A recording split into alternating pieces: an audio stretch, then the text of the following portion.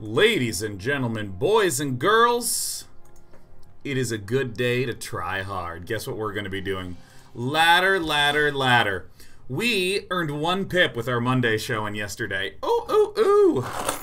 And I think I'm in the mood to just play something not precisely on the meta, not on top of the meta, but one that should give us some sopping wet W's today. More than L's, we're hoping.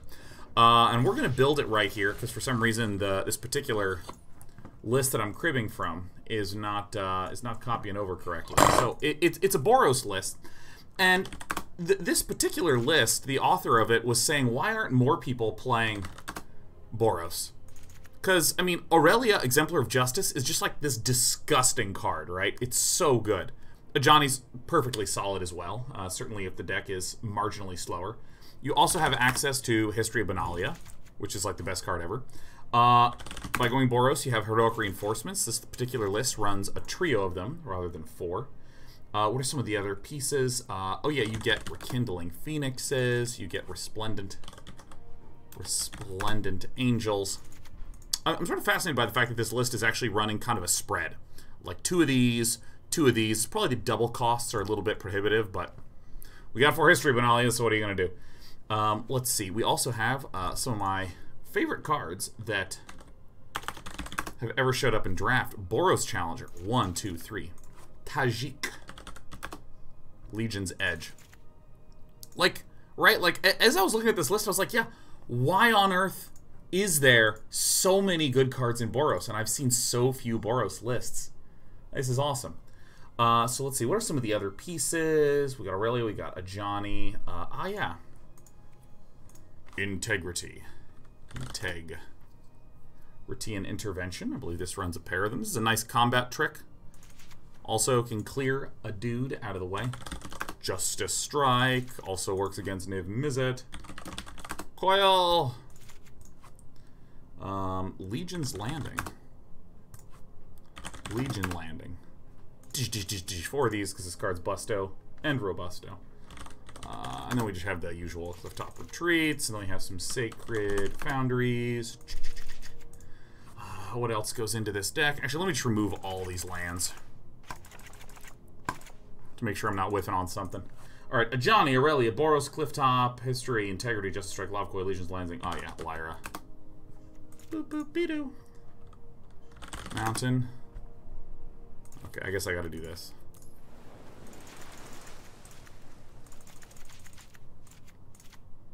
Sipal Fey. And then I'm missing one thing. Oh yeah, the Tithe Takers. Tithe Taker. Tithe Taker. This is awesome. Now, as for the sideboard, because we're probably going to be doing some best of 3s in a little bit. What's a Captivating Crew? What's this thing do? Gain control of target creature and opponent controls until end of turn. Untap and it gains haste. Whoa. I've never even heard of this card. This card's tight. This feels really good in a draft, huh? Looks like we have a Dawn of Hope as well. Experimental Frenzy is an interesting one to have a pair of in the side. You can see sort of where the control cards come in. Another Lyra for the aggro matchup. Makes sense. This is a card that I'm not entirely sure when and where I would run this. Like what matchup I would board this in. I don't know. Settle the Wreckage is certainly for the counter matchups. Last but not least, a good old Shield Mare. Ooh, look at this. What a reliable anti-red tool. Isn't this uninteresting? Isn't Unbreakable Formation better? Assuming it's Unbreakable Formation or Make a Stand, I would still pose the same question. We're going to try some best of 1s first, just get a little bit of the feel of it. Let's change the name of this. Neck nested Boros guy. Oh yes. I mean, there's this especially. I think it's in response to a sweeper. Makes a ton of sense. Makes a ton of sense. Is this hand good enough?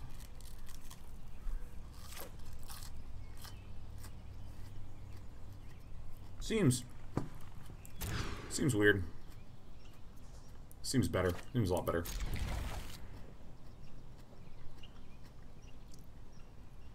Oh, that's a good one to have. Oh, that's a good one to have. Yeah. Dude, who enjoyed yesterday's show? Woo! I treated it much more like a show and much less like a stream, where I was in performance mode, less this is Sean the Human Being mode. That was a fun one. That was a lot of fun. I enjoyed it. God, I love being able to know that History of Benalia is coming right around the corner.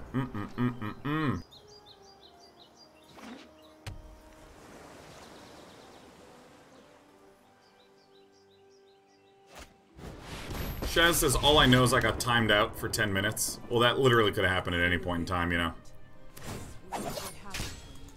Goodbye, you'll be missed. Alright, so we could play the Resplendent Angel. I think probably History of Benalia is a smarter choice. First one can get exiled by Kaya, which is fine.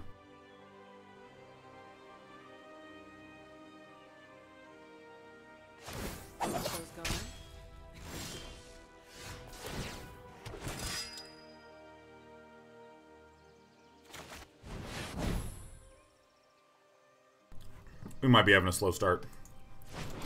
This particular card hurts us a lot. Essence Scatter, hot damn. By the way, I'm going to be eating lunch throughout this. This is going to be grand.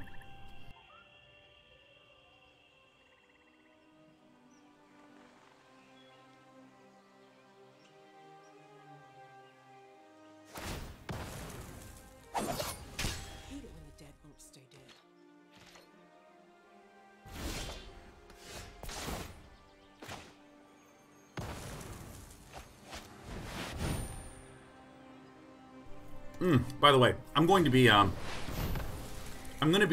ending the show about an hour early. My mom's in town for GDC. This sucks. So I'm gonna be hanging out with her and some other folks.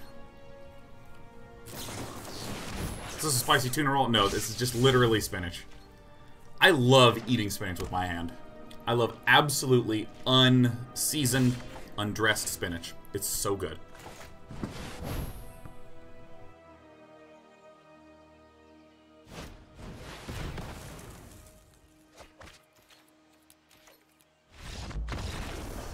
I'm conceding earlier than I normally would here because I forgot to update the deck list, so I just want to take care of that. And we were looking like we were on the losing end. It's certainly plausible we could have won, but no big deal.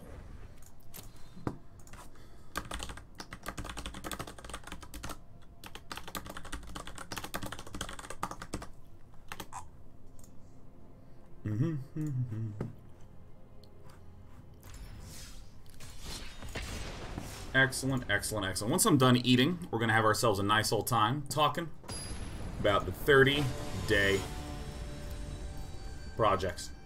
Who's ready to 30-day? That's a nice looking hand.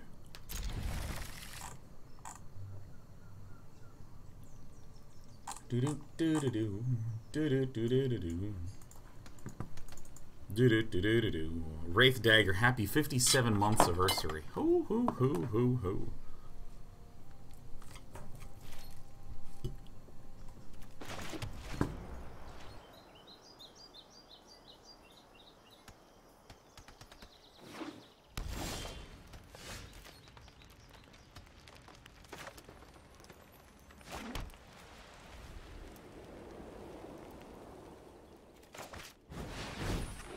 I mean, probably the Boros Challenger. Probably the Boros Challenger. Probably. It's unclear to us. Good to see you. It's great to have you. You'll be missed.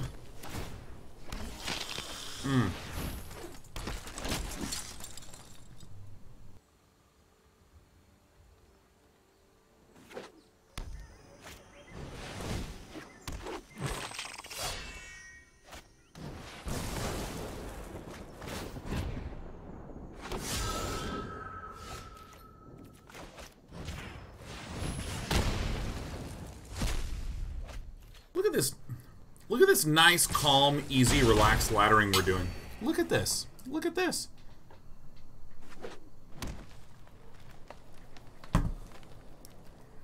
N41 CZX 30-day challenge, perfect. Bought a rowing machine and use it for a few times, but I'm already slacking. Will be good to have a reason to stick to it.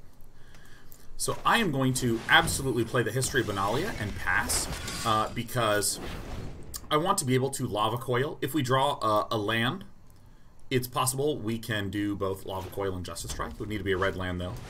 But the big reason why I'm doing this in this particular order, hasted, is just great news for us. Great, great, great news.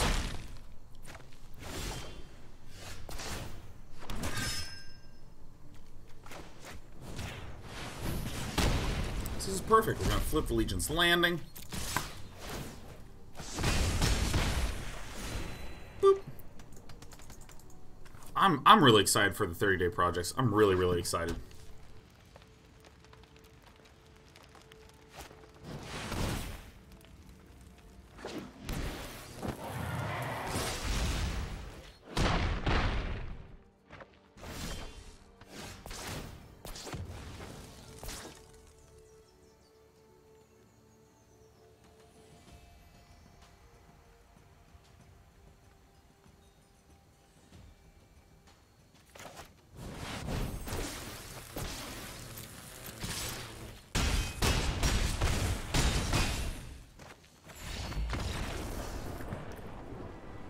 I did it.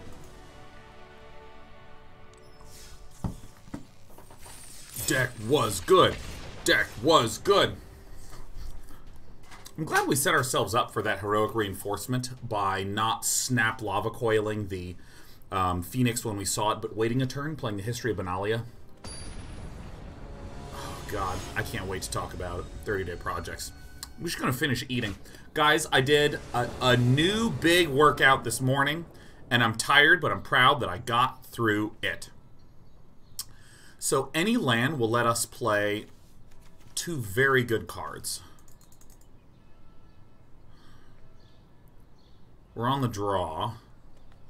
I think this is a keep. I think our deck doesn't exactly need to just start blasting out because there's a lot of early removal things, Justice Strikes, Lava Coils. There's only 5 2-mana things. There are 5 2-mana creatures, 2 Tithe Takers, 3 Boros Challengers. And so it's completely acceptable for us to just not worry about any of that stuff. Weight training or cardio? Both. I did a circuit. Let's see if I remember the circuit. It was bench presses, and then it was curls, and then it was curls, and then it was these weird things called split squats that really hurt my ass. Like a lot. Like I have ass pain. And leg pain. So I did those. We also have our good friend, the, ooh, nice. Oh! What else did we get? We also, then did bent over, open up backfly thingies. Oh god, I feel that in my back. Then we did the tricep thingy, so we pull the tricep thingy down. There was one more. Oh yeah, the leg raises where you like lie on your back and you kind of like lift the legs up. Do I? I think I do this because if then a dive down lands, this dies and the dive down dies, but our opponent doesn't draw a card, so we've gone 1-1. And then, because there's only 1 mana available post dive down, this guarantees that I can play a very threatening card like Aurelia, Exemplar of Justice. And there's nothing that our opponent can do about it because there's only 1 mana available. Mwah! But yeah, I did the leg raises, and I thought leg raises were going to ruin me, but I actually was able to do them. Urgh! And then the last one was a weighted glute bridge, where a glute bridge is where you like lie on your back and you thrust up towards the ceiling. You're like, oh yeah, and you're just thrusting up there, and then you put a weight on your crotch.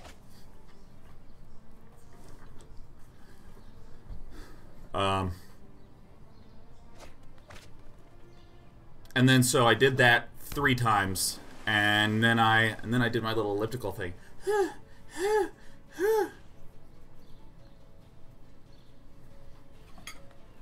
And, you know, I'm really appreciative. My trainers, who you might know, twitch.tv/heroesofitness, they're very, very focused on the booty. They think a guy having a booty is so important, because there's all the top-heavy guys. But if someone said top-heavy guy has a butt like Gumby, it ain't gonna do. So they're just like, do glute bridges, and then squats, and then deadlifts, and then glute bridges. Like, there's nothing but glute bridges. It's like, have a bowl of cereal and then do a glute bridge. Just kidding! No bowls of cereal, do a protein shake so you can get that booty, right? It's all about the booty. And I like that, because I have a butt now. And I feel like when I sit down, it's like a nice, pillowy, lush ass. It's not like sitting... It used to feel like I was sitting on elbows. Do I keep this? Because if I get one land... Not only do I only have 1 3-drop instead of 2, but it's not exactly a guarantee that I'll be able to play it. I'm going to try to keep it. I'm going to try to make it a keep. The fact that I have Justice Strike, which is instant speed removal, is very, very nice.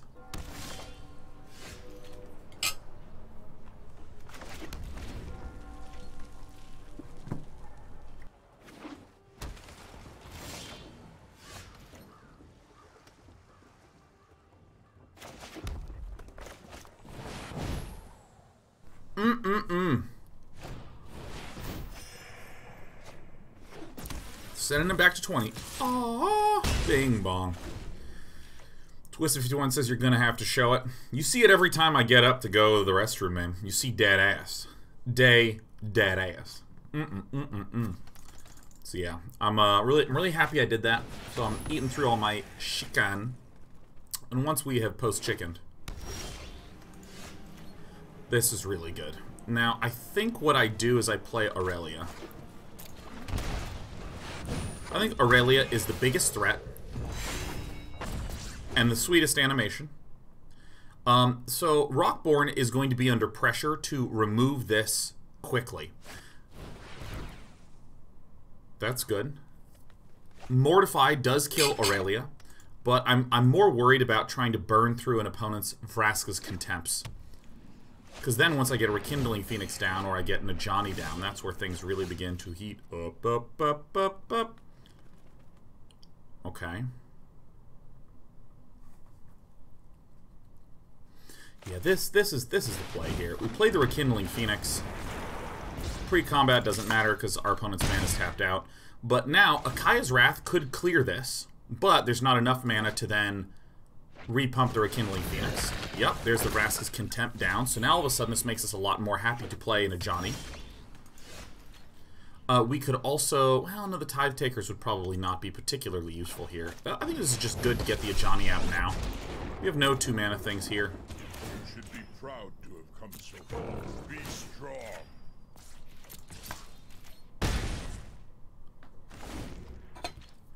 Mortify. Again, also kills Aurelia. But we are trying to... Really? Really? Wow, that's fascinating. What is this doing here? What Esper deck doesn't run Teferi? Because this means that our opponent cannot have no Teferi.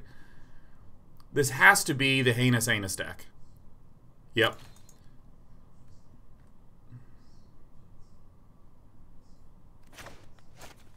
I'm going to play out one.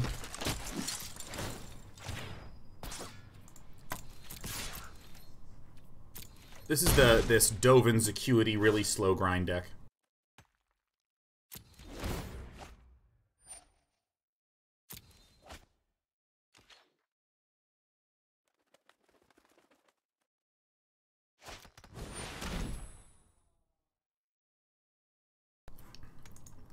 Yeah. Yeah. So we have absolutely a losing matchup against this deck. This deck is an Esper deck that runs 4 of these, 4 of these, 4 of these, 4 of these, 4 of these. Just tons of cycle, tons of really slow plotting answers. Mastermind's Acquisition winds up being the core win condition. And in the sideboard, there's 15 cards to choose from, and the win conditions are peppered there. We outright lose against this. This deck struggles a little bit against very, very aggressive decks. but against something that's a little slower and a little mid-rangey, like ours. Like, this is more of a curve out, somewhere between aggro and mid-range, something like that. Alright, our opponent named Conclave Tribunal, of which we don't have any.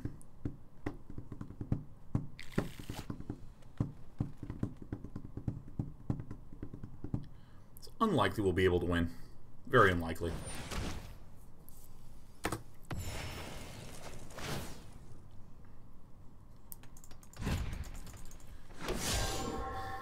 Player 404 says, "Hello, World Pog Champ."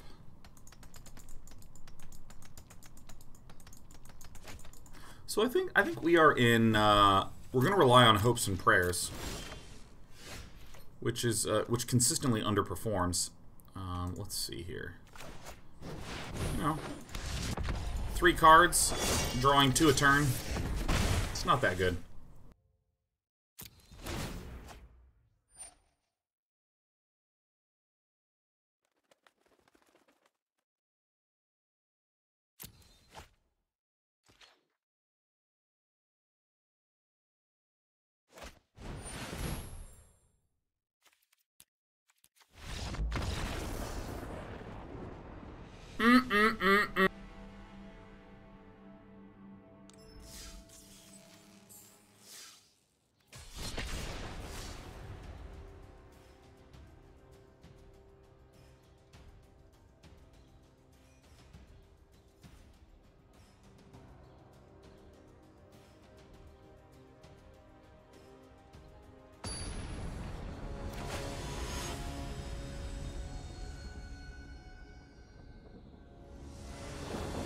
Coffee, water, tastes so good. This hand is too good with these 3 cards alone. 4 cards. Counting! Smashing off with the leg eye on landing is going to be so grand. What's a Gosu deck? Okay. Who here doesn't know the word Gosu? Who here doesn't know the word Gosu? G-O-S-U. Or Sugo.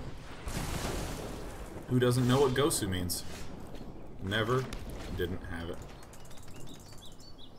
Gosu is in the early days of StarCraft, when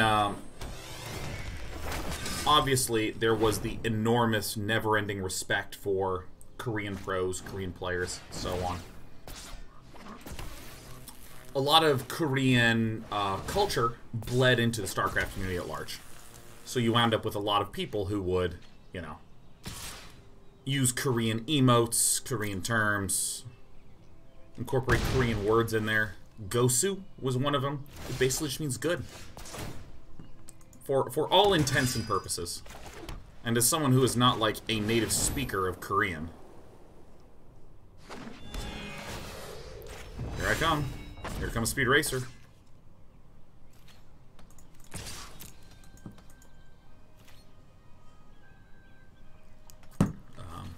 Bonjour. Bonjour means like it's like GOAT, right? It's the greatest of all time, the #1, the absolute legend. Gosu's just good. It's just like, oh man, that play was Gosu. And believe it or not, yes, we little StarCraft players, we little high schoolers, we were like, oh, I'm gonna use that word. That word is me now. Gosu. There was also Nim, N-I-M. Which I believe basically means like sir or mister. I believe. Someone who speaks Korean, please correct me. This is more than happy to be corrected. I'm giving not the translation of what it means in Korean. I'm giving the translation of what it means to a young, wee, feeble StarCraft nerd. These words are Gosu.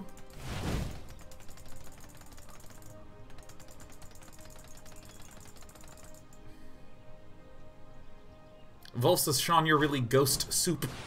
Ah, yes, ghost soup. In Korea, it means good. Light the stage. Ah. Oh, those are awful for us, ain't it? Kabum.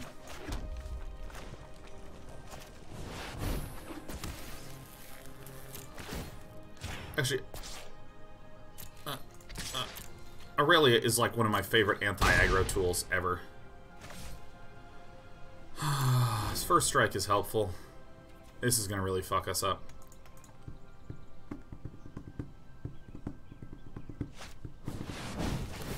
When I'm Grandmaster, I will play faster. They'll call me Bonjour, just like my name was Flash.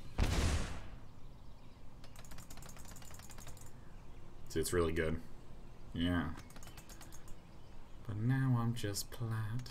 Oh my god, did anyone watch Google's Stadia presentation?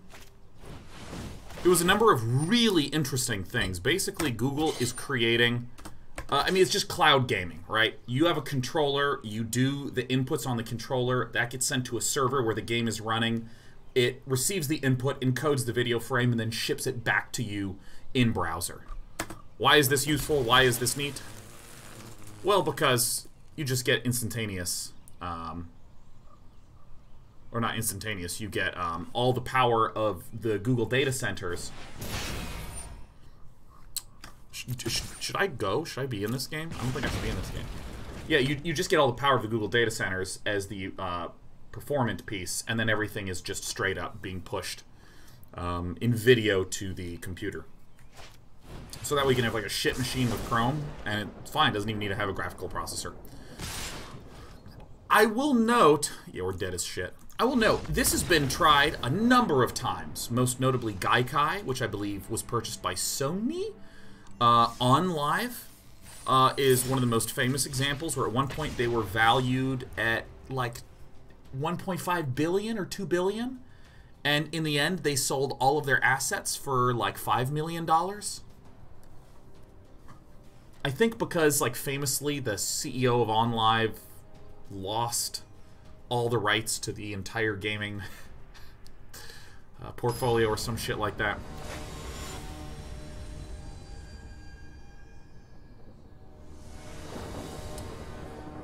The thing that I have concerns about, let me just note, what I'm learning with this deck is I need to be a little more thoughtful of where my curve is. Because I do think I need perhaps 1 or 2 early plays in the 2-drop range in order to keep hands, which I think is very possible. I think of all companies to do it, I mean, Google's the one that would absolutely make me fist pump. 1,000,000%. Holy shit, I would be really, really happy if Google could pull that off. I had a number of friends who worked at OnLive, because for whatever reason at Harvey Mudd, there were just a whole bunch of kids that went on over to OnLive post-graduation.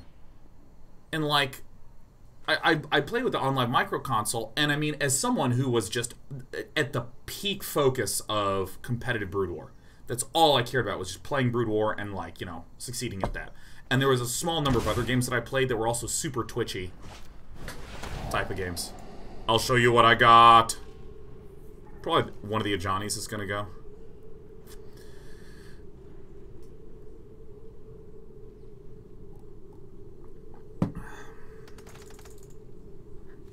That's an interesting one. This, to me, says that our opponent has a moment of craving. I mean, that's what makes sense, doesn't it?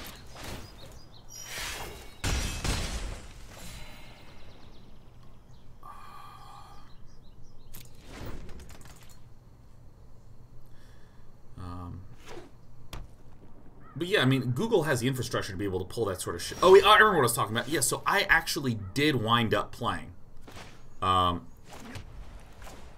I don't think there's enough to do any counter. I suppose Bunny Ranger could run in a gate, which would hurt some, but I've never known what hurt feels like. Moment of craving on this. This is why the integrity intervention was removed. It's the only thing that makes sense for Bunny Ranger. Alright. So we kind of have some distributed threats here for Bunny Ranger. This could get Vraska's Contempted. We can also bring back the Boros Challenger, which I think is an excellent play. -2 this. Do not replay the second Ajani. But anyways, when I played with OnLive, I was at my peak of playing games competitively. And it was so... there was so much latency, right? Because you would move... like, I was in a racing game, and I would hit the move the car to the right thing, which would then get sent to the server. The inputs would get processed. The frame would get rendered. It would be sent back to the TV, and then the car would move. So I would just, like, move to the right. So I'd be like, move, move, move, move, move, move, right? It was this fucking, and it literally drove me insane. You must succeed where I have. Alright, so we have some options here.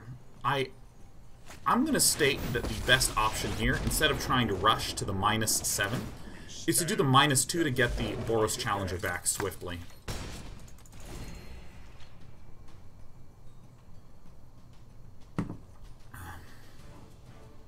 So, I mean, I don't really know what that solution is. I really don't. In order to reduce that input delay.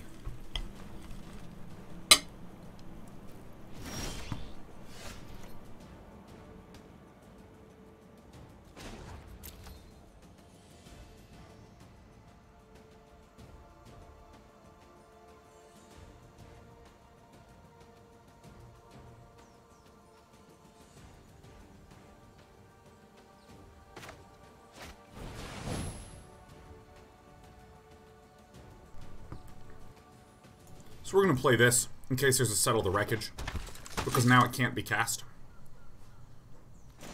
So we're obviously going to plus our only 2 dudes that can threaten lethal this turn.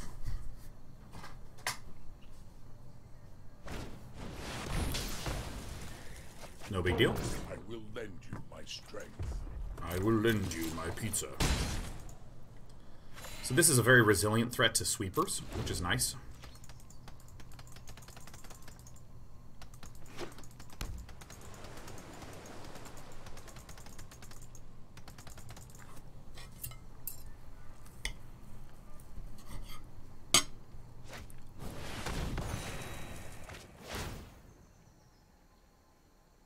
It's time for Kaya's Wrath.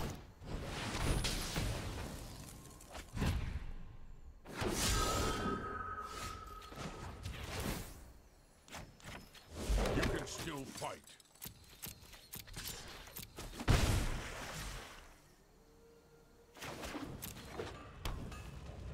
Arguably, that was a worse play, because arguably, playing the Tithe Taker is more resilient to a Kaya's Wrath. I'm huge! Ah! Or do a removal spell, but I still think this is fine.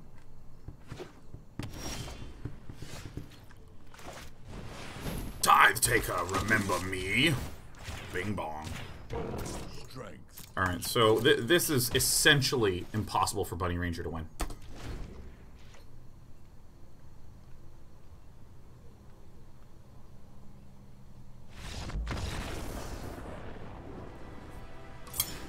So, I mean, I feel like cloud gaming is somewhere that, like... Oh, and let's just make a note. It's very possible to make games that account for this. For instance, Magic the Gathering would work fine as a cloud game. It would work fine. It can just, you know, I can drag the thing out, and if there's a little bit of delay, it doesn't matter. It doesn't change the gameplay. It's totally fine. You don't even need to synchronize the clients. They can just be running independently. That's fine. Wow, that is a killer hand. Woo!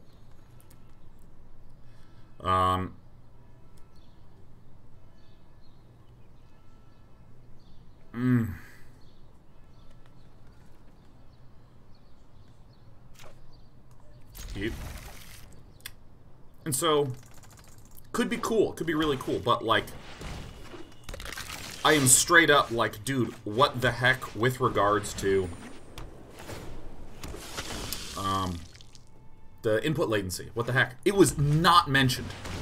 And that is like the only thing that OnLive and Gaikai talked about regularly, was the way that they were attempting to deal with that specific problem. Thing of beauty right there is that, man. Thing of beauty. This is just a disgusting curve out. This is so sick. The Crow 99 with the 5! Tier 1 sub giftings. Bubble Tea's Toss Play. C4 Ultra plays our Juicy Meng. Welcome. We're having a good day. I feel chill AF right now. Now, my dear man, Sakros has had a super stressful bunch of days. Sean, soothe me with your awesomeness. You're my only hope, man. I got you covered, my dude. I got your back. Let's just ask straight up, Sakura, man. What's going on? Look, Ghost Stalker said, "Take your shoes off and make yourself at home." That's such a great phrase, Ghost Stalker. Oh my god, I love that. I love that. Wow. Wowie zowie. Chicken plowie.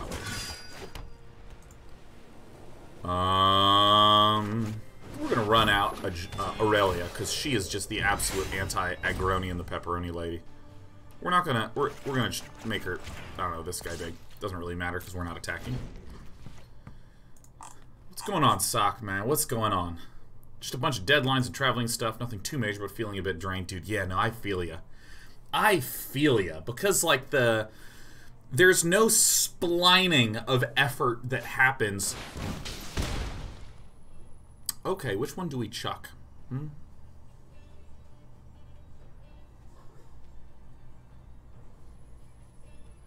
I think we keep the Lava Coil. And my reasoning is that we can keep the Lava Coil and nuke the Midnight Reaper, guaranteed, because our opponent is tapped out. If we don't, we could keep the Ajani and go for a long-term win, but why do that? Because we have an absolutely dominating board. And we're going to flip a Legion's Landing, and we have a Mentor in the air that Axe cannot deal with. Alright, let's do the money plays, huh? So see you later to this pup.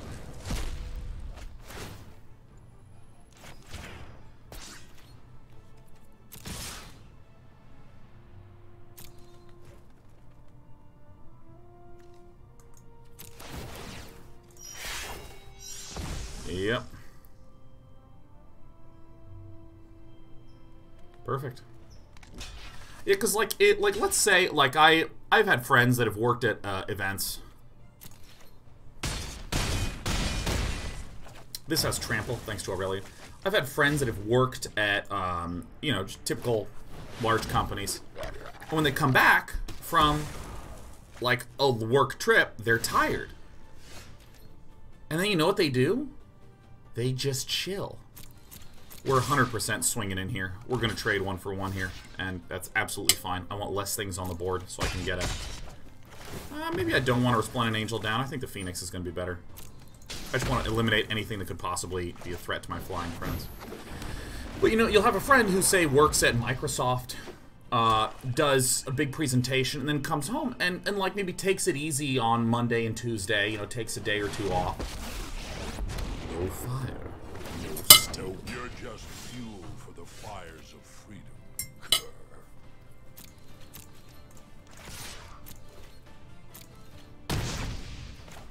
Blows temper the blade.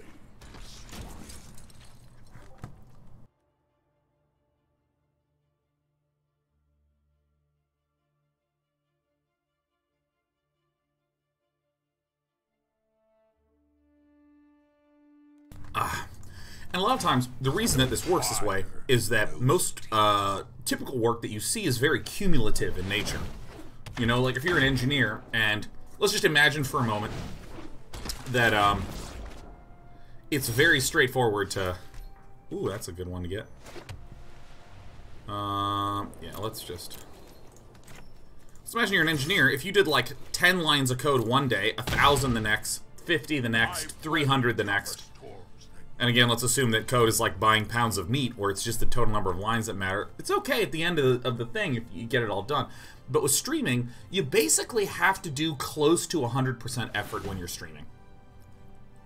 Even like right now, where I'm like way more chill than I was yesterday, where I was very performative in nature, and this is very like casual. Even then, you know, you get kind of a ridiculous amount of energy drain. So when you have a deadline coming up, it's not like you can put in effort and then do an easy 50% effort stream.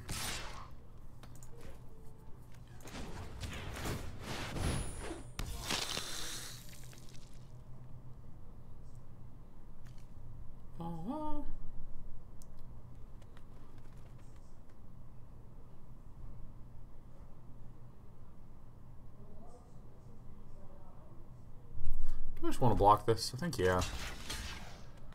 I mean, there's no good mentor opportunity, huh? Ah, that's a good card. Ah.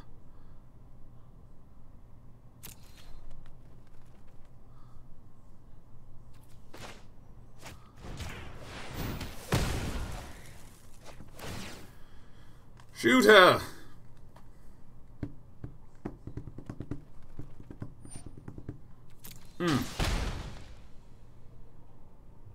Alright, and then let's go on in there. So, you know, when Socrates was talking about, like, you have a lot of deadlines, got a lot of stuff going on, got a lot of stuff coming up, like, goddamn, I feel that so hard, man. Like, I'm a little bit in that boat, and a lot of it is just not dramatic. I'm going to PAX. I'm gonna have to do some laundry before I go to PAX.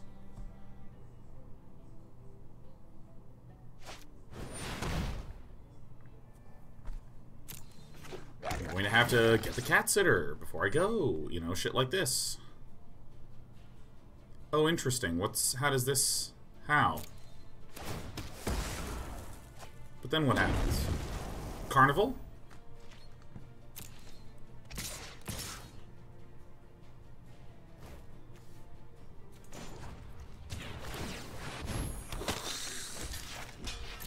I mean, I'm not gonna fall for it, huh?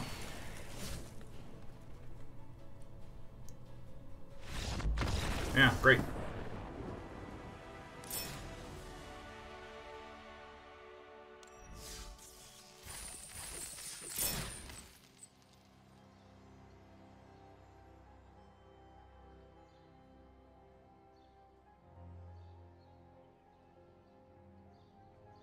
Smith said, can't you pump your dude to kill his dude?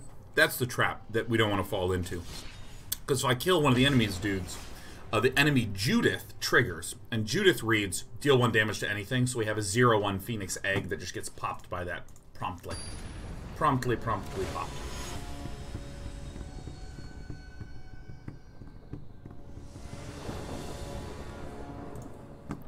This is a bad hand.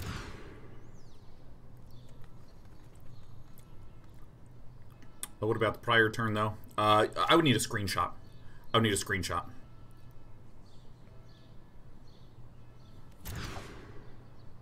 Alright, that's way better. Because, you know, it's very hard for me to comment because I don't have perfect memory of what the setting was.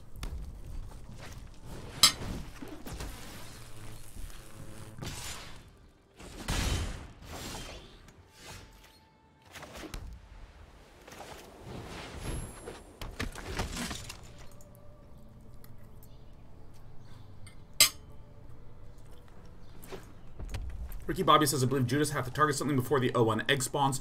Our opponent played a Ravenous Chupacabra in main phase 1, so at the start of combat there was already an egg on the field, so ordering winds up being irrelevant there. We're going to go ahead and just block this here. This is fine.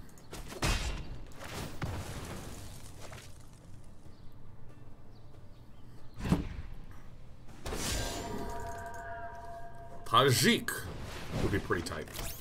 Never mind, we're immediately nuking this. Perfect. We're absolutely swinging here. There's technically lots of haste creatures in Owlie's deck, but there's also Chain Whirlers. Big Bob says, oops, missed that part. Yeah, there's a whole lot of stuff to track, so I hear you. If there's one goal I have, externally with my playing of Magic the Gathering, there's one goal, if there's one thing I achieve through streaming Magic, I hope it is this. It is pretty fucking normal for you to literally miss stuff. That's normal. That's the whole game. There's like 500 things going on, and if you catch 250 of them, you got yourself an average player. If you catch 300 of them, you're an above average player. And if you're godlike in catching 450 of those 500 little side edge cases, you're still missing like 10% of things. I mean, I've been watching a lot of FF Freak and Shahar Shanhar, and those excellent gents. Do I want a Tajic here? Maybe. I guess. Those excellent gents miss stuff all the time. And I don't mean this in some way to discredit them, to be like, they're bad. I mean this in the uplifting sense. Like, dude, look, like, world champion level players just miss shit, because that's what makes the game interesting, is that it's so hard, there's a lot of stuff to miss. I guess I just cross my little fingers and hope to race. I mean, we mulled to 5 with a mediocre hand.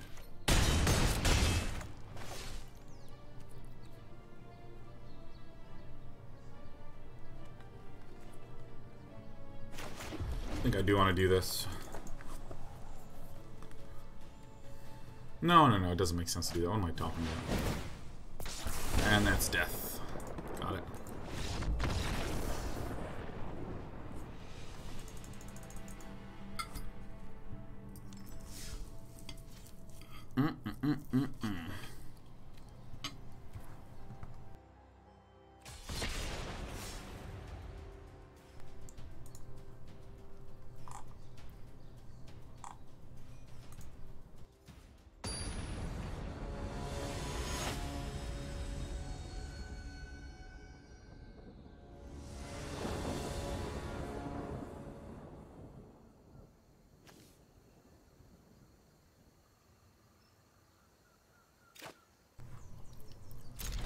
All best one today? No, goodness no, Twisted 51.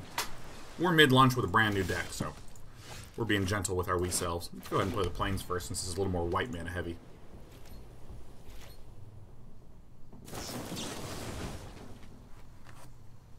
There's a good chunk of anti-aggro tools in the sideboard that we need to be pretty aware of. Pretty frackin' aware of.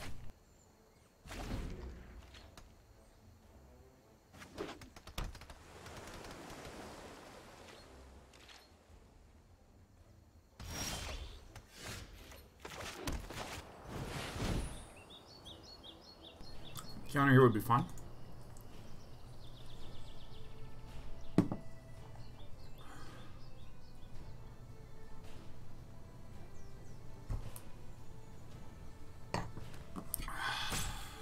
That is some tasty stuff, man. Very, very quite so tasty.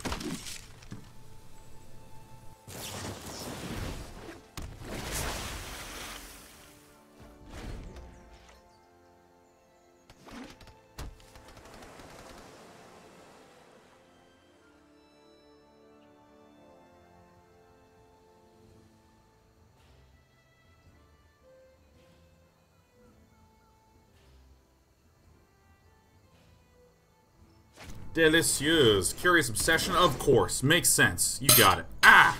Ah! My fork! Ah!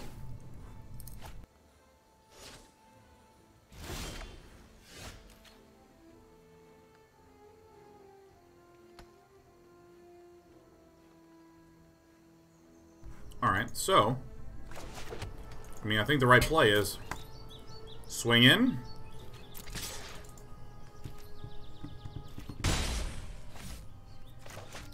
This is going to get Essence captured. Or Wizards retorted. Not much we can do about either one. It's totally fine. I'm a little more comfortable with running out creatures against mono blue. I mean, there's certainly plenty of counters in the deck, but there's also the dive downs and the spell pierces, which don't really do much for us. Mistcloak Herald is super fine. We're not that worried about it.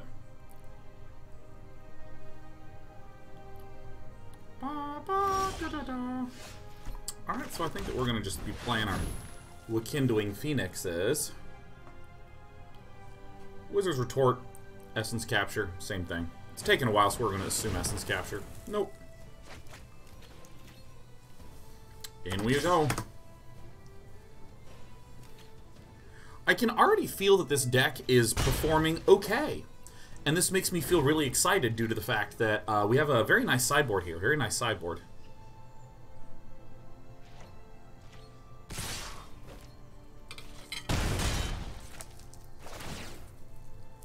Can't use it in best of one, obviously. The best of one is seeming pretty on point with the meta right now. The meta that people are oohing and eyeing about is the Mono blue, mono red, Esper control, that sort of thing.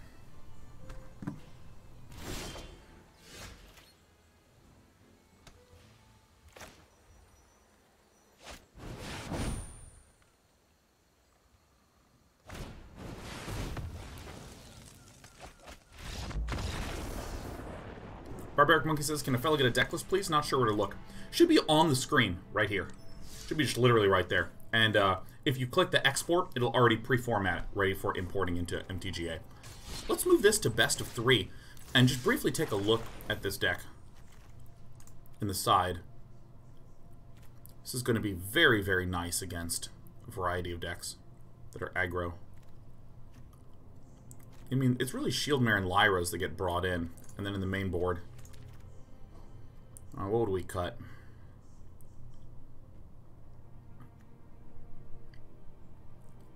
Seems like a fine trick. Definitely the Ajanis would be coming out. Would the Tajics be departing? Those feel pretty weak. Yeah. The Ajanis and the Tajics take a departure.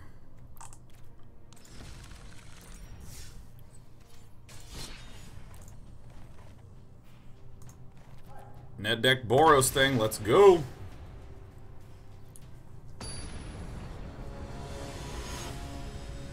No, Justicar Portal. What's Justicar Portal? Justicar Portal.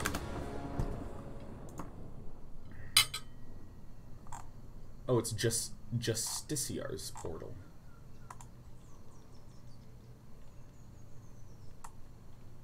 Whoa, that's a weird one. I've never even seen that used.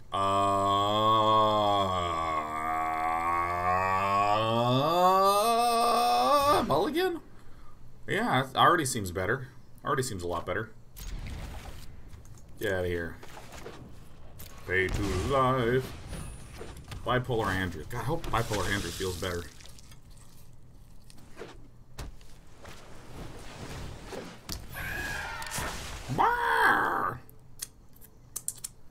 This is good. We got a little bit of life gain against a deck where life gain is very relevant.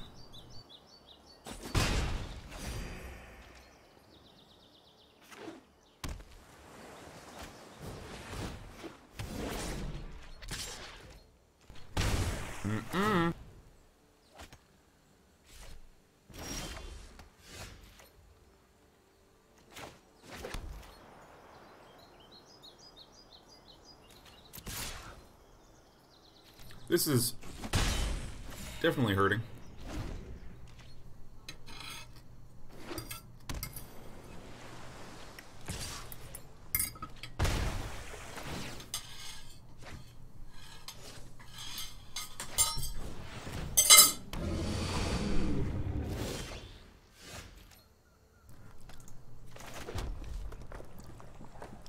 Boy howdy. The things I want to do. I really want the Aurelia, Exemplar of Justice, out. So I think I'm just going to, like, slam the Heroic Reinforcements, try to get that countered. Yeah. Here I come. Healing for 1. Healing for 1.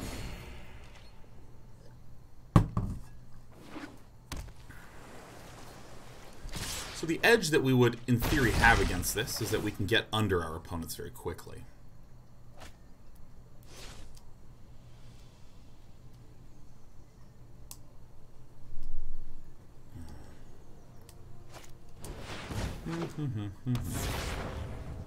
So this is helpful. So now it means that we do get an Aurelia in. No 1 mana deny the Aurelia.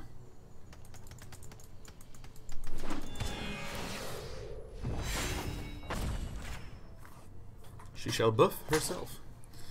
So, let's see here. No attacks, right?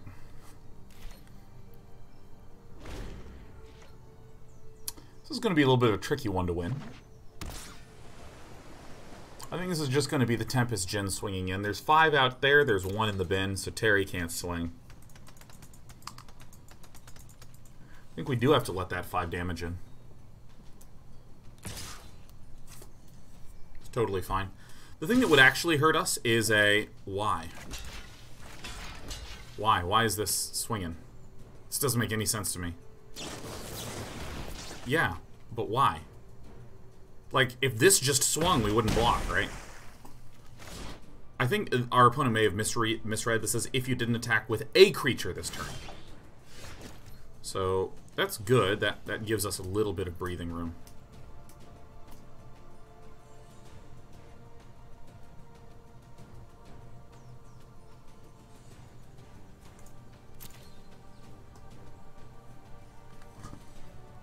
Would like to play Tajic.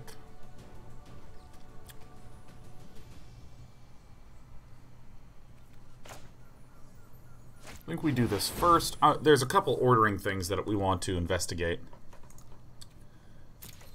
Getting more things into the bin is a little bit painful for us.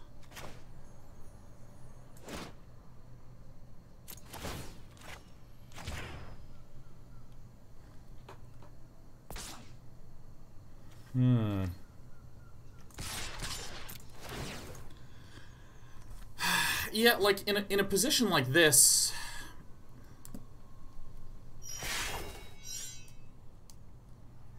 there's already been one dive down used. Good, there's an opt. But what is nice is that makes Bipolar Andrew look a little less comfortable in this situation. I think, you know, we just go for the relatively basic play, try to burn through some stuff. It's fine if it gets doven down, because what are you going to do? We can still block the Curious Obsessioning. We'll have 4, 5, 6, 7, 8, 9, 10, 11, 12, 13 next turn. Plausibly. Nope, no blocks at all. This could have swung as well, because this can adapt comfortably. It's a big, big, big, big, big pain in the ass.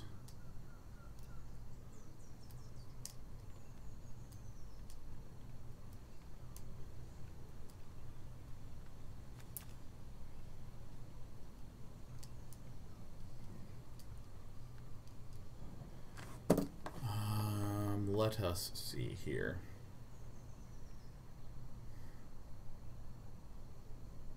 Our opponent's pretty low on cards.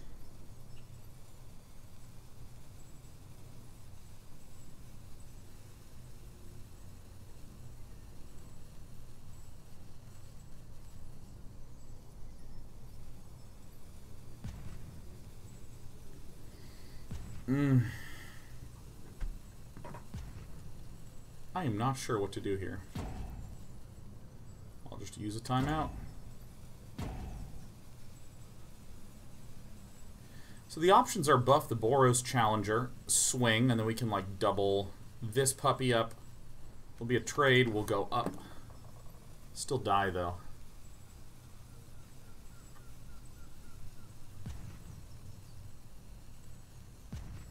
Ajani's almost certainly going to get countered, but I think we actually just don't have a choice. I think we have to just do this. This feels like a weak play. Yeah.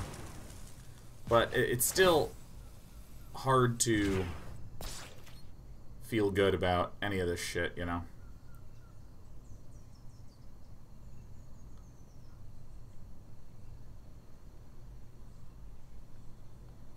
I mean, that's really the core problem with the Ajani play, is that the probability of it resolving is close to 0, but I still think we have to just, you know, give it a shot anyways.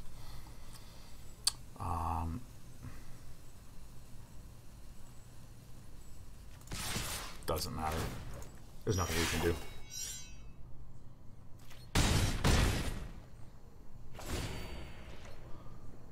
Damn. Curious Obsession! So that's lethal. There was no way out of that life. No way! But we now have the side aboard. Okay, so we do want the Lyras in. I think we will also want the Shield Mares in. What do we think about Ajani's? Don't seem that great.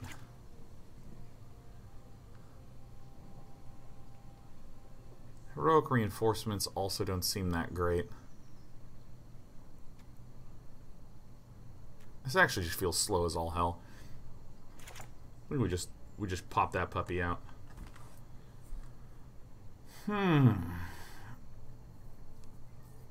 Gives you a +2/++ with life lonker? Nope, it wouldn't have done anything because our opponent is swinging in for 5 and 5 and 2 unblockable damage.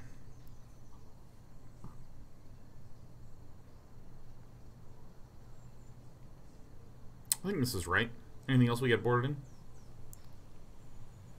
Ixalan on Jin. I mean, 4 mana targeted removal's pretty weak. Pretty weak here.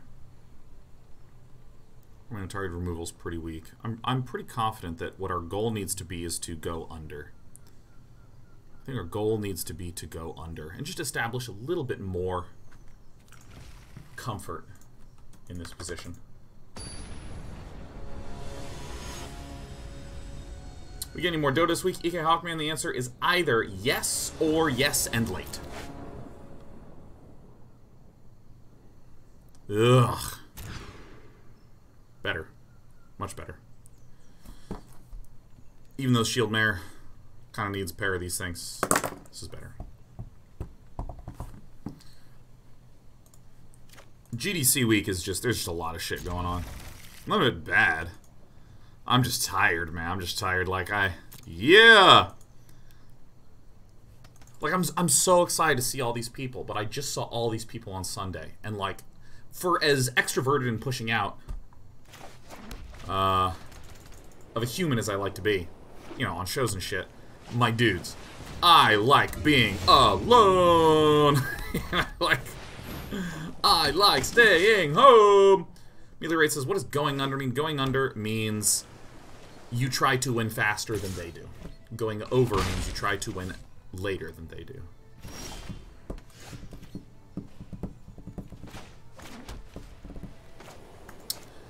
I was going to right-click to bring it back, but I don't know what happened with my mouse. I guess I must have just let go of both too soon. This is a very obnoxious card for Mono Blue to be up against, so I am pleased to announce that here it is on the board. Unicorn James, would you definitely consider yourself an extrovert? No, not even remotely close.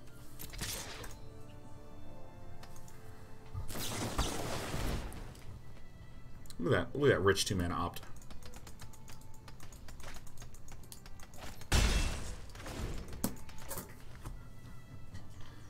I am what is described as an introvert or an ambivert.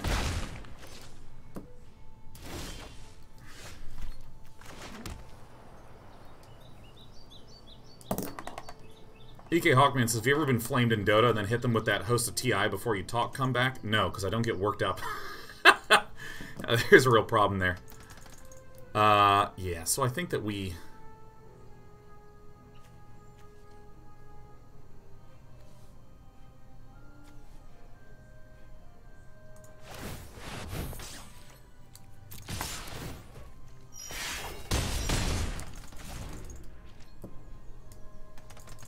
I'm like right on the edge. Like, I like being alone, I like people and all that stuff, but I really like, you know, really like being alone. Really, really like being alone. You done a Myers-Briggs test? No. I mean, I think most of that shit's garbage.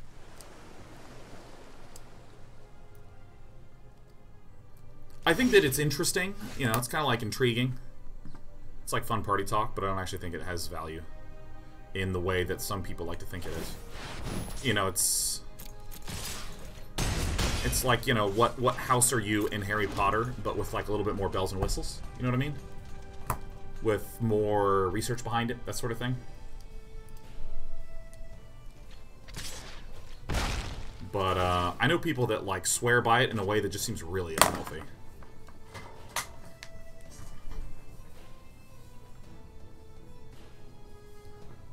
What's your horoscope say? My horoscope says I'm hot. I'm gonna become rich. Got an above average dick. Horoscopes are amazing, man. I do know that there has been substantive research put into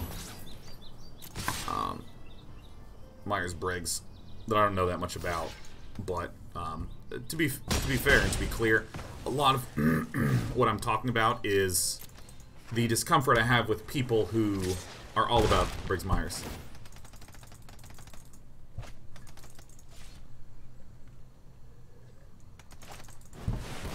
Just today, though. Yes, that's correct. This is a today-only thing. Perfect. Your pal Day 9's figured it out. Okay, do we just get the win-win?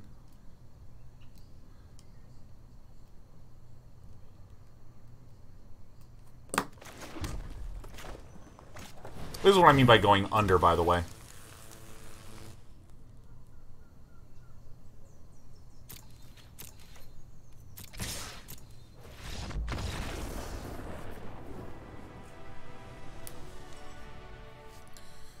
Oh, man. Alright, yeah, looks good. Ship it. It's like your lasers blew him up. That's right, Magnus.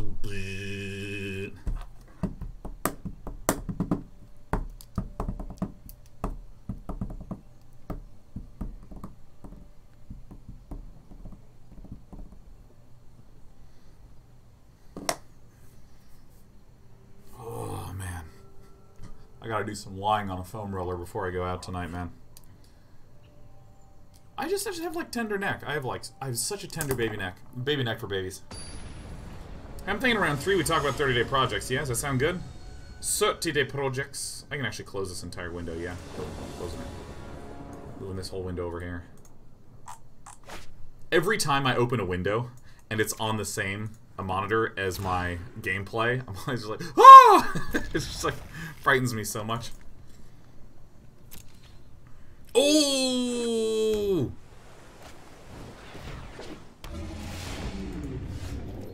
Made a mistake. That needed to go to the bottom.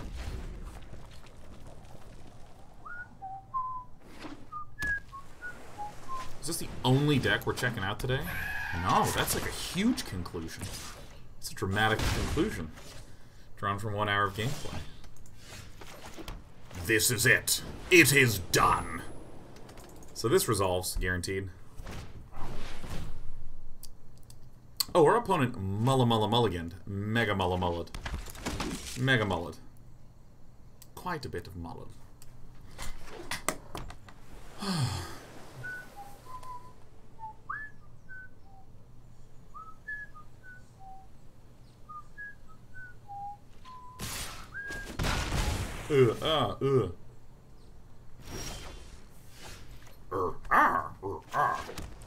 Alright, so I mean I feel like we got one life to live, and that life is a history.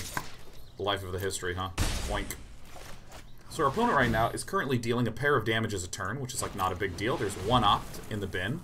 There's no Curious Obsession on board, and we are currently in a capable spot to outrace.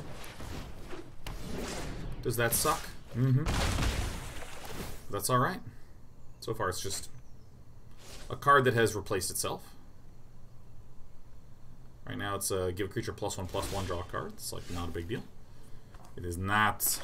Alright, for the sake of mana efficiency, we're going to play Aurelia. You would not be surprised if this didn't resolve, but of course it does, because I'm the best player here. And then next turn we can very efficiently play Justice Strike and History of Benalia. I mean, this is basically game.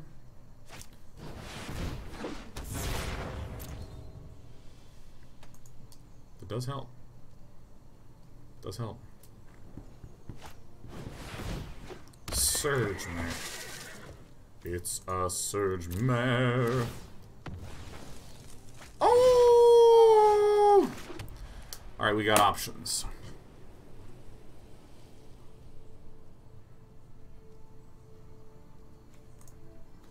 One, two, three. 3 my sets. 5.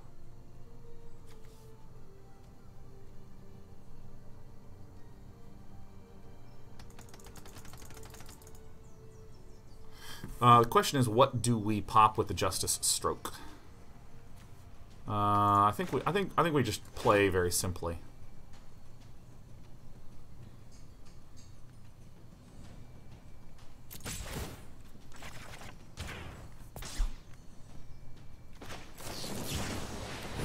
First.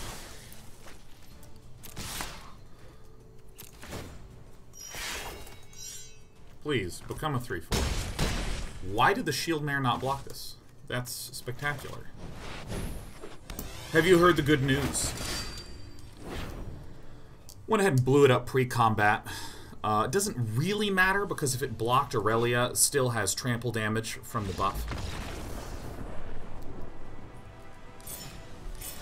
That was a very satisfying win. I really think this deck functions far better in a best of 3 with sideboarding. What's the win rate today so far? That's very close to 50%. Very close to 50%. Our opponent, unfortunately, had a very rough mull to 5, I believe. I think. 99% sure.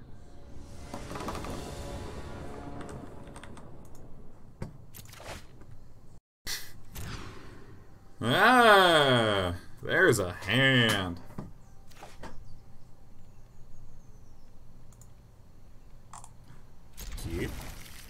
Keep. Sneep. A sneep is a snap keep. Sneep. Sneeps.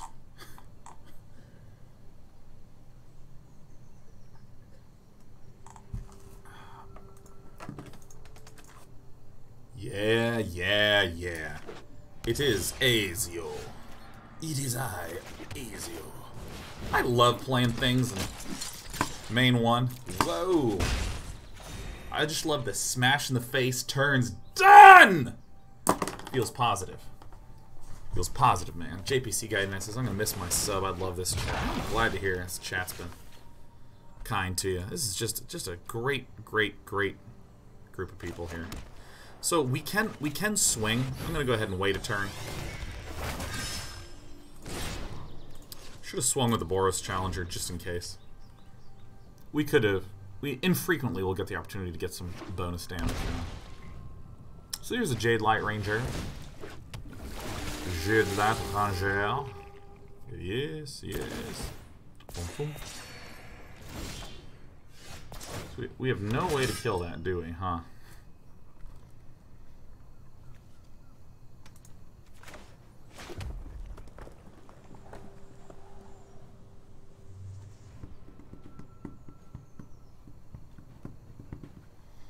Yeah, I mean, it seems like a wait a turn. Yeah!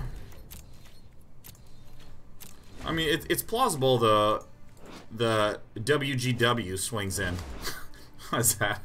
You know the WGW, W has so many syllables, abbreviating anything to the W is the worst.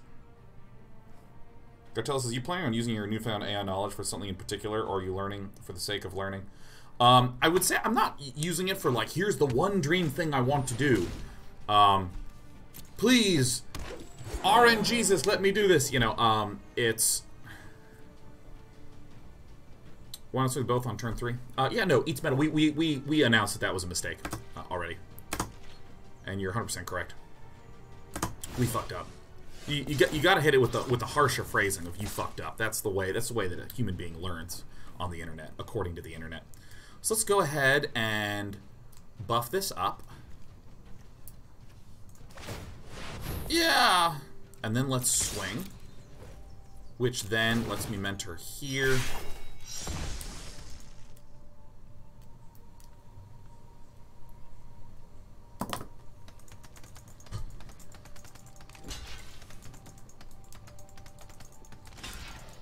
Great.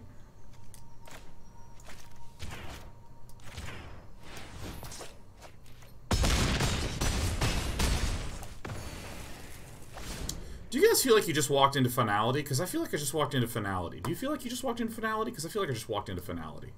I feel like I just walked into finality. I feel like I just walked into finality. Do you feel like you walked into finality? I feel like I walked into finality. I think I did. I think I'm a guy that walks into finality. Yeah, there's not the one true thing I want to do. And it's also not the case that I'm like, you know, la la la, it's machine learning, great, woo. I just really think that machine learning type things are really important to the future of being able to make things in the creative field.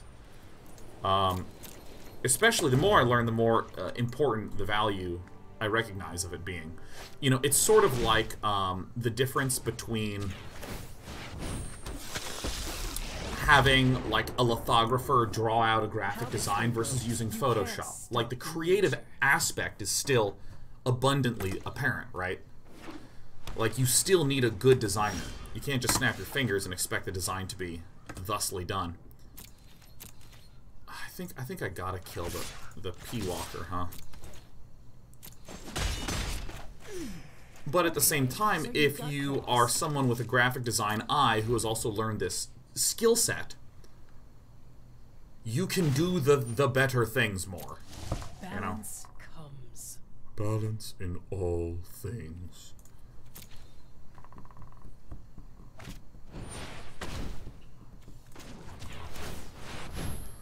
Who's fucked?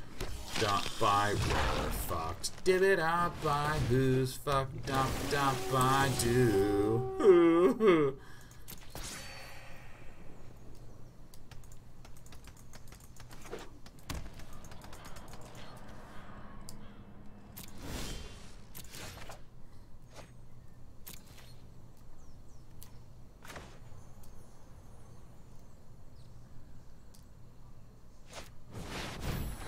In and bop gone.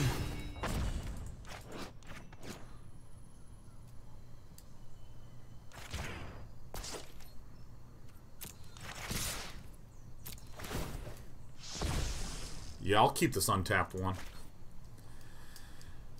Yeah, so I mean, I think that, like, you know, there's really interesting, cool, valuable things that you can do with AI. You can they showed some of it being able to take an art style and map it to a 3D environment.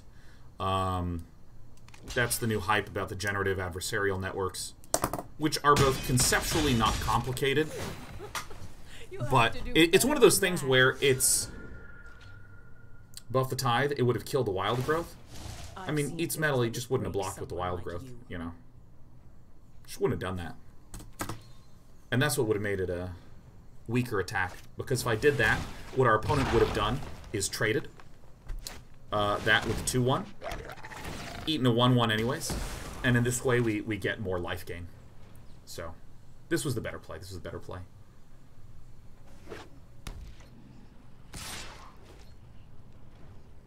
No blocks. You know what? We're fucking dead.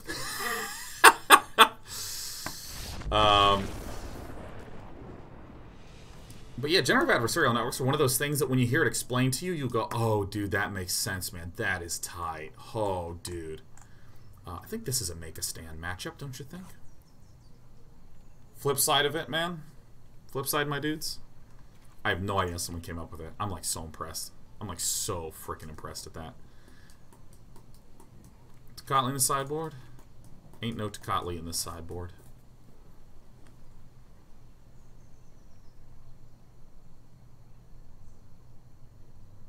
I think we want to slow this game down, huh?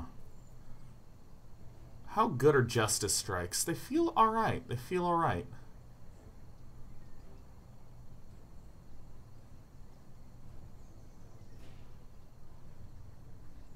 What do we cut? What do we cut? Remember, there's the suggest what to go in, but we can't just go to 65 cards. We got to think what we want to cut in order to win this game. I think I'm actually going to cut the heroic reinforcements because our opponent already is going wide. I think we want to add the Lyra. I think what we want are more tools for the beats. Does Tajic Legion's Edge seem that good? Doesn't seem that great.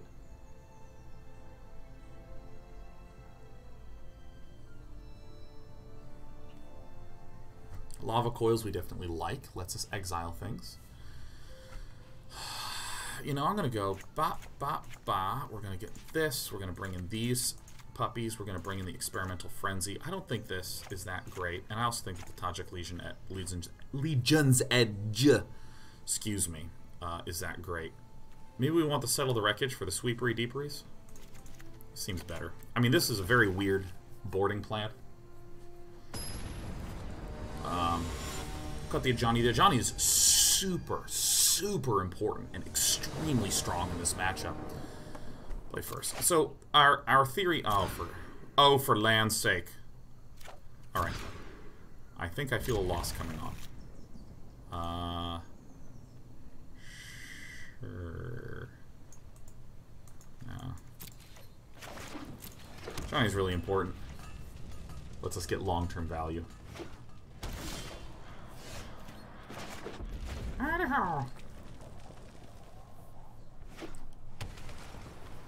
Sideboarding plan felt weird to me, but I still think it's an acceptably reasonable build order. Cool.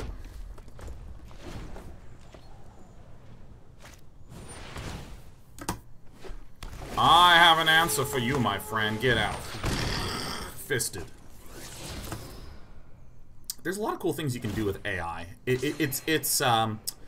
There's something that... Okay, so some of the best advice I think I've ever heard was something that Ira Glass... Ooh, he never misses! Ira Glass talked about that a lot of people view the creative process as being really good at creating. Like, if you want to be a painter, you need to be really good at making good paintings. And what Ira Glass argued is that, in reality, what you want to be good at is... I think I do play this and I plus it. No, that seems like such a waste, doesn't it? No, we just do this now. Bye. When that's sort of an end output after years of painting, you can, at your first attempt, make a good painting. But really what you're trying to do as an artist early on is just have good taste and make a lot of paintings. And I love that. The idea that, you know, if I'm trying to become, you know, a very talented musician, don't try to make a good song, try to make a lot of songs, and then just pick the songs that you really like and be like, these ones, right? I have good taste, I've been able to lift these ones out. So it's about, like, try stuff, try stuff, try stuff, fiddle around, try stuff. I'm actually legit gonna have to Lava Coil that puppy. Which I think that's a beautiful thought.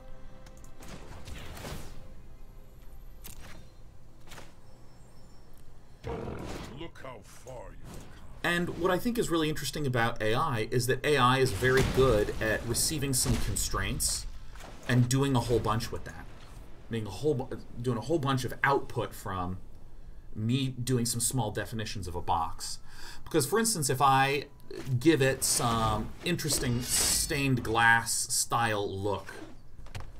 Now, if we can get this Ajani to live for one more turn, then we're just in Golden Land. All right, great.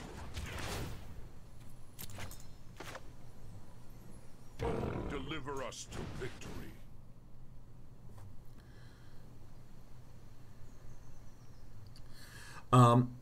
You know, if you gives an interesting stained glass look, and you have a tree, and you want to apply a stained glass look to this tree, then wouldn't it be great if the AI could just generate, like, 50 different looks?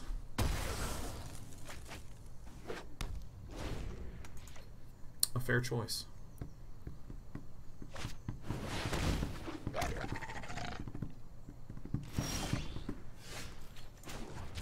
Don't give a shit.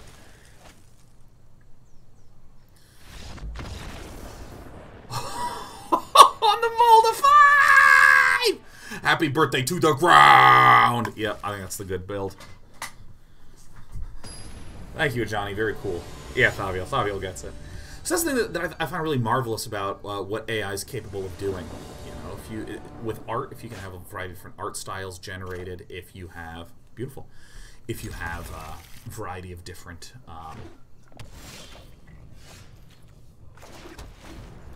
variety of anything really, you can just churn out, churn out, churn out, churn out, churn out. That's what I think is really beautiful.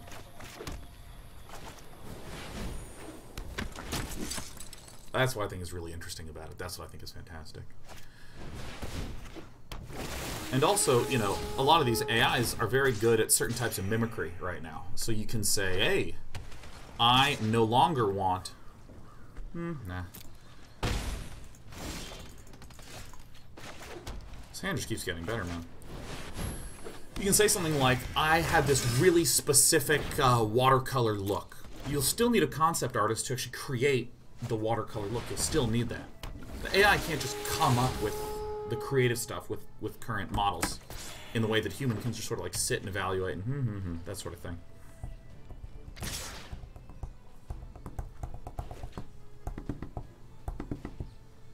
This Tithe Taker doesn't have an extraordinarily large amount of value, but I do think it serves as a very nice blocker. Trades very well with our opponents.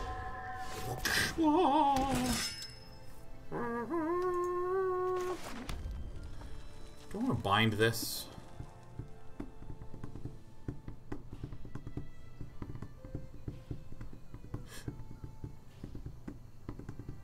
I think I wait one turn, yeah.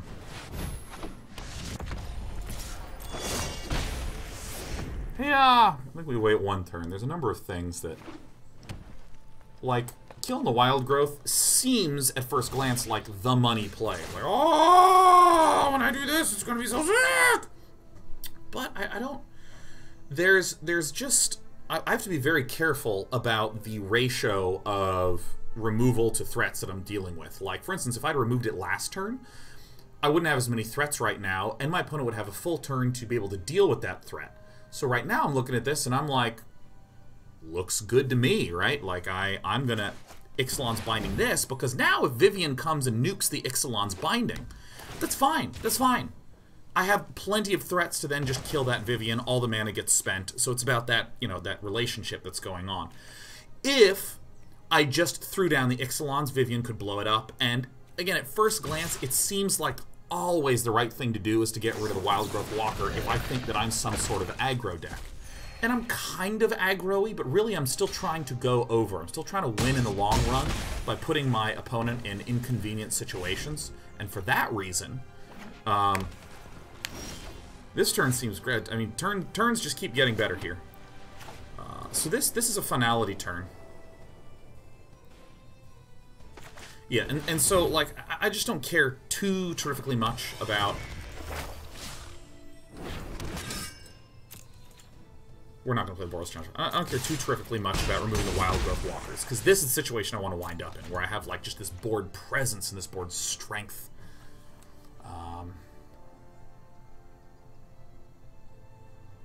Opponent can finality right now, that's totally fine.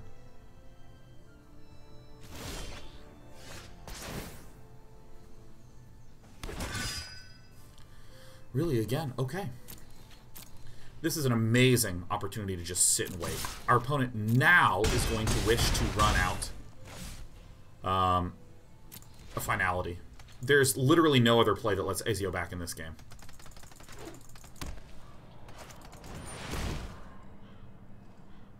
Okay. That's actually kind of funny that that was the play that wound up happening, because that play's actually, like, not that great against us. Kinda don't want to play Lyra. Actually, this seems maybe okay. I feel like I'm gonna get Vivian. Cry the Carnarium is interestingly not so good against us. Totally fine. Don't even mind that at all. So this tells us that there's no Vivian. Because that would have been like the perfectest opportunity to play the Vivian. Justice Strike in this, no problem. Maybe that's a weak play, but I'm dumping the hand pretty soon here for this experimental Frenzoid. Chevy77 says go day 9. Thanks, Chevy77. Thanks, man. Spurstron says total and complete non sequitur because I haven't been watching from the start because I was driving home from day 7 and my fucking dream job. Just do that 30-day project shit and be diligent. Little good fortune will land your stuff. Oh my gosh, tell us what happened, Spurstron. What happened, Spurstron? Okay, this is a little bit too good of a card to pass up.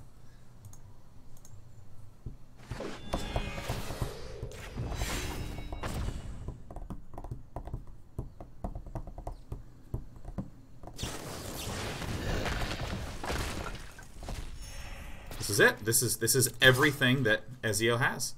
Ezio can retrieve some of these middling cards, but remember, this has Vigilance, so we still have a blocker for our Midnight Reaper. So I think Ezio make it a mistake. Such a funny top deck.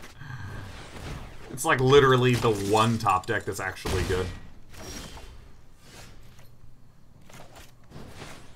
Alright, so we have a fine blocker, and then we have this Experimental Frenzy down.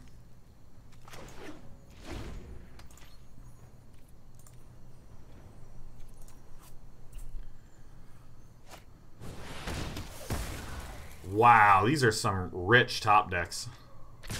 I mean, that actually is... those are some of the best possible top decks. Bertrand says, starting in July last year, I was referred to for a cybersecurity position at a big deal Silicon Valley tech firm.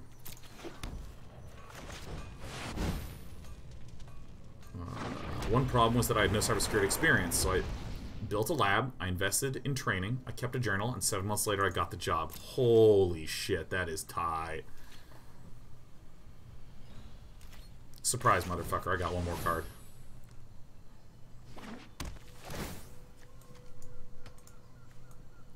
For any of you wondering if I was doing that to be funny, no, it's because I was reading Spurgetron's thing and just totally blanked out. So we're very grateful for Wizards of the Coast, 25 years in the past, putting in 2 main phases. Go for it. The top deck. Quickly, I need a Ravenous Chupacabra! Let's go ahead and put a stop here because we have a Justice Strike on top. So post untap, I'll want to be able to spend that.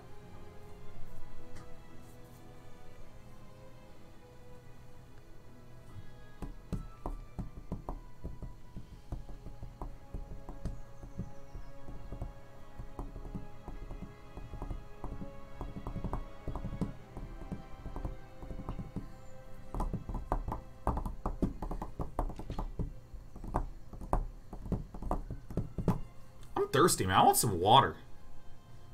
I'm a thirsty beta.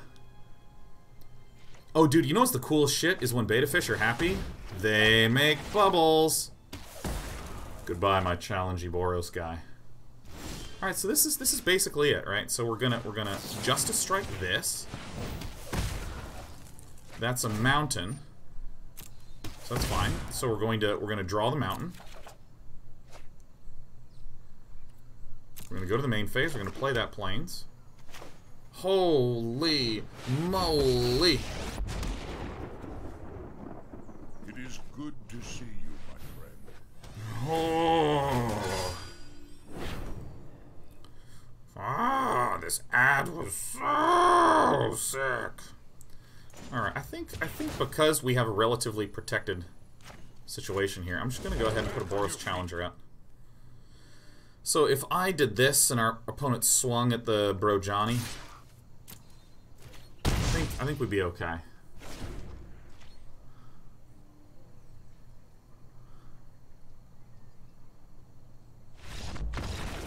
Oh my god, can we just take a moment to appreciate our sideboard plan?